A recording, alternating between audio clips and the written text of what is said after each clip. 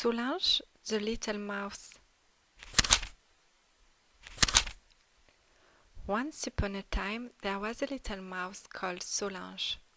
Solange loved cheese so much that she spent most of her time eating it. Sometimes she wasn't even hungry, but she kept chopping on cheese anyway. Delicious, she said to herself. When Solange wasn't eating, she would go and count how much cheese she had left. She wanted to make sure that there would be enough cheese for tomorrow and the day after and the day after that too. Cheese was all that mattered for Solange. It was the most important thing in her life. Every night Solange would lie down in her house full of cheese and dream about, you guessed it, cheese. One day, another mouse moved in next door. At first Solange paid no attention, but this new neighbor was hard to ignore. One day, she came knocking on the door. "Hello," she said. "My name is Ina. I'm your new neighbor. Do you like grains? Have some delicious barley? I would be happy to share it with you." But of course Solange wasn't interested in her new neighbor, and she certainly wasn't interested in eating barley. "That's very kind of you, but I am busy," she said. "Okay," said Ina. "That's fine. I will come back some other time," and Ina went home. A few days later, Ina felt a terrible pain in her tummy. Ina had nobody else to turn to, so she went to find her neighbor Solange. "I'm sorry to disturb you," she said, "but I'm terribly sick and I don't know what to do." It just so happened that Solange was in the middle of her lunch and wasn't very happy about this interruption, but she could see that Ina wasn't well, and she had no choice but to invite her in. "Lie down on the sofa," Solange said to Ina, "and wait while I finish my lunch. I can't think properly when I'm hungry, and I've got a lot of lovely cheese to get through." As usual, Solange's table was full of cheese. Ina lay down while Solange tucked into her favorite cheeses, twitching her whiskers with delight after every cheesy mouthful. The smell of the cheese was very strong, and Ina soon started to feel a bit queasy. Solange was too busy with her meal and didn't even look at her neighbor. When she was finished, she carefully put away the leftover cheese. Then she finally remembered Ina. "Right then, what's wrong?" she asked. "I don't know. My tummy is starting to ache a few days ago, and it keeps getting worse." "Maybe you ate something you shouldn't have," said Solange. "I only eat barley grains," said Ina. "They are so delicious. That's all I ever want to eat." "What do you mean?" cried Solange. "You mean you never eat cheese?" "No, I don't like cheese," Ina replied. Solange was shocked.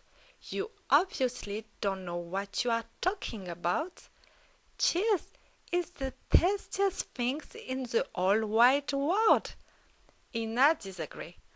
"I am sorry, but for me nothing tastes as delicious as my beautiful barley." The two neighbors carried on this argument for a little while, until Ina's tummy ache got even worse, and they both started to worry.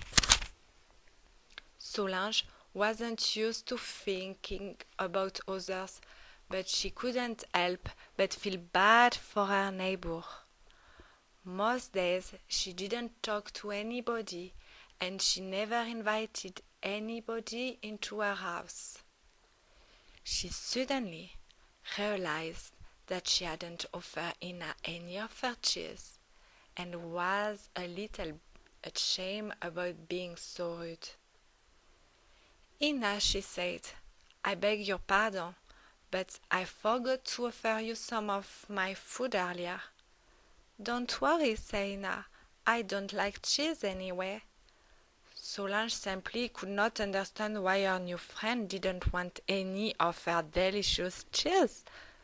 Solange refused to give up so easily and went off to find a bit of cheese. She just couldn't believe that Ina didn't like cheese, the greatest food in the world. "Here you go, try some of this," she said, offering Ina some cheese. "Ooh, what a horrible smell! I can't eat that," Ina exclaimed. "Maybe you are not hungry.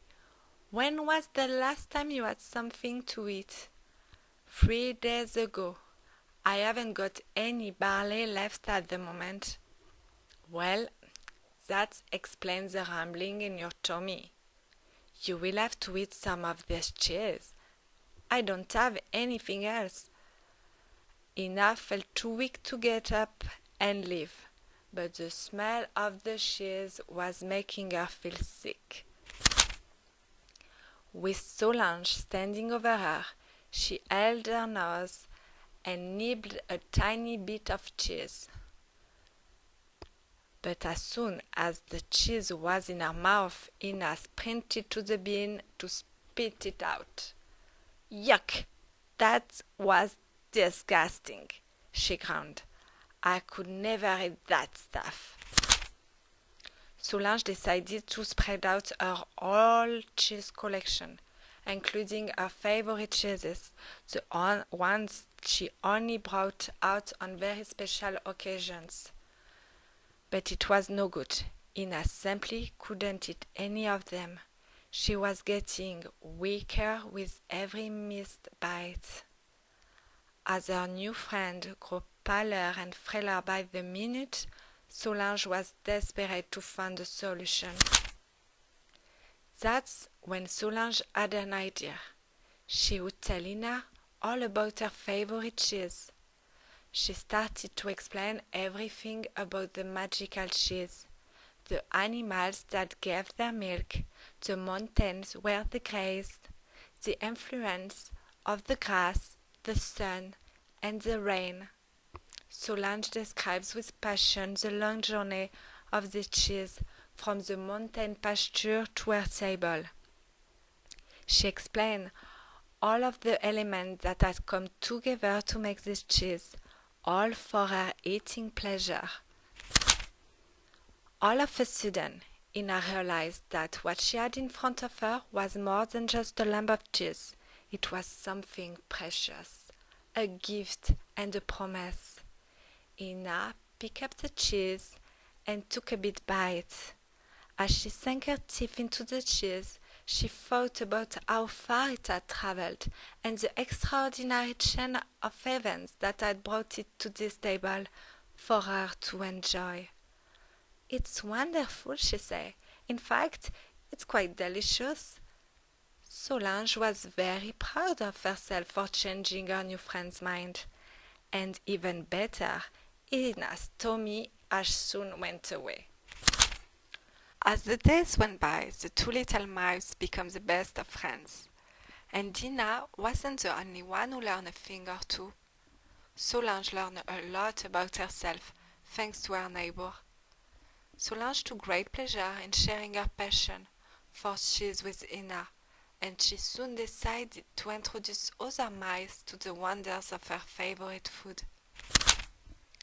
Of course, Solange still loved cheese, but more than anything else, she loved sharing the history and mystery of cheese with others, so that they too can join her in savoring this delicious food.